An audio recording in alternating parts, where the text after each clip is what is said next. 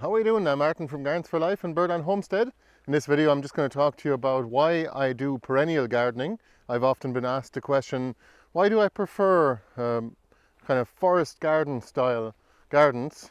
Perennial being plants that grow for 3 years or longer. So the main reason is so I don't have to plant them again every year, and they just keep adding on to the root system. So perennial plants like berry bushes or herbaceous perennials like valerian, echinacea, or any of those kind of plants will just keep adding on to their root system every year, and they don't have to build up new strength from a teeny little seed, and that way they get stronger and stronger. And by the time they grow again in spring, they don't have to start over again.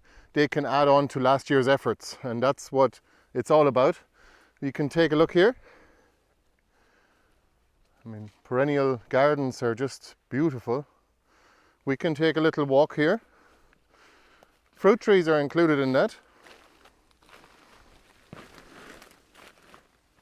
This is a pear tree here.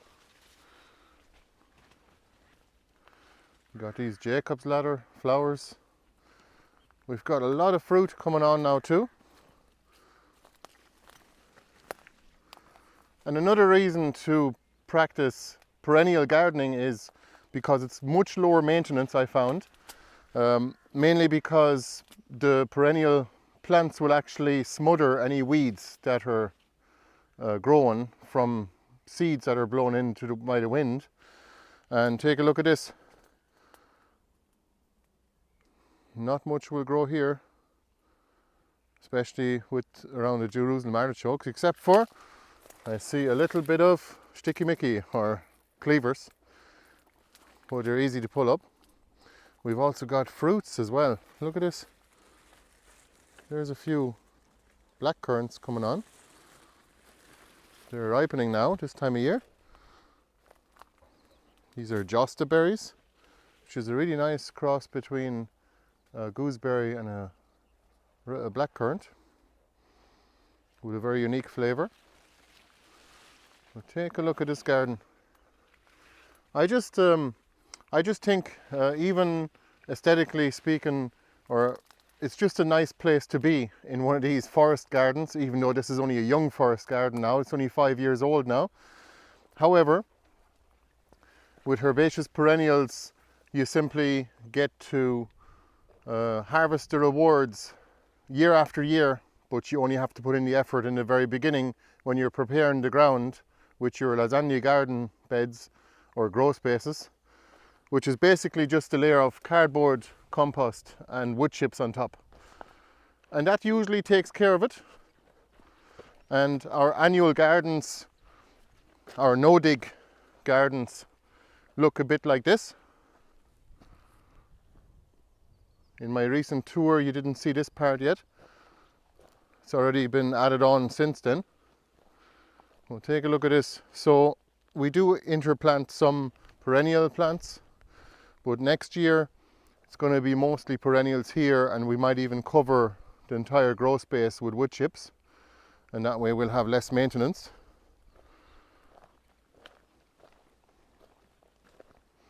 But I like to transition our gardens from mostly annual no-dig gardens to perennials. So I do interplant perennials in the first year. However, only a few, just to protect our annual crop plants from insect infestations. So you just put in your insectary plants, which flower for a very long period of time. Any of the herbs will do fine, the Mediterranean herbs, and you can attract beneficial insects to your garden, and by the time they're done with the nectar from the flowers, they'll also protect your plants that are just in the same garden bed as well. So,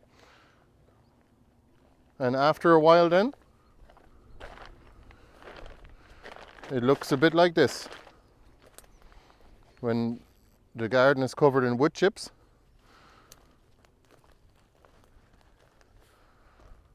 and berry bushes. So this garden here has been just covered with wood chips about 6 months ago, and it's been way lower maintenance in terms of weeding. But that's another thing I love about covering the ground in wood chips. You don't get many weeds anymore. you're reducing the amount of weeds you get even more than with no-dig gardening. However, annual vegetables like leafy greens won't grow quite as well in this type of garden. So potatoes will do fine, and they actually do very well here because it's well drained with the wood chips, and it gives them a bit more space for rooting as well. But just bear in mind that the soil life is extremely active here underground, and that sometimes it basically results in your tubers like oca or potatoes being eaten by the soil life itself. And sure, you couldn't blame them, especially in late spring. So you want to harvest those on time, well before the winter anyway, and don't leave them in the ground for the whole winter.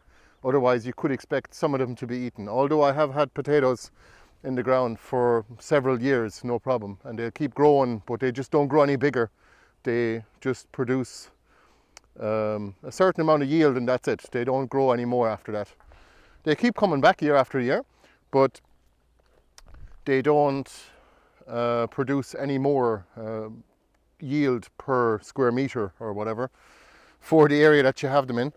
And the other reason why I like perennial gardening is because not only because it's low maintenance, and also you have more security, as in food security, but also biodiversity as well. You don't have to go buying seed every year, and what if those seeds are no longer available, especially for the varieties that you'd like to grow. So we have a huge amount of varieties, but also biodiversity as well. So a lot of varieties of plants attracts a lot of varieties of insects, and with that soil life as well. So take a look at these. This is a hydrangea. This is a little garden bed here with some mashuas planted. They were only planted here a few days ago. But take a look at this. This is a special variety of elder. It's called Hashberg, and it's a commercial variety of elder. Look at the size of the bunch of flowers. It's the first time we've had them now. Oh, they smell so good. Let me do a thumbnail here. Of course, there's the black lace elder, and we have some hardy kiwis here growing up as well. I'm going to make a trellis for them. So we're going to make a little bit of a kiwi tunnel here, and we've all the currants here as well, black currants. Oh, I see a creeping buttercup. Where is he? Here he is. Don't want more of those now. Creeping buttercups are going to seed now this time of year, so we want them out of here. We've got a lot of varieties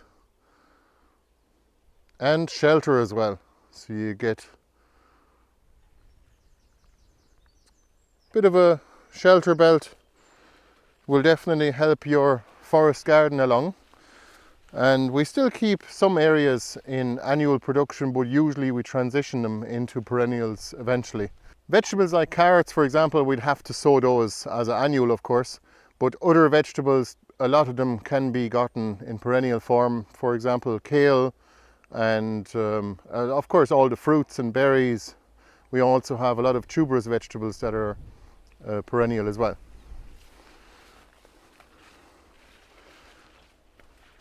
And don't forget about rhubarb. Definitely one of our favorites because it's so versatile and you can do a lot with it.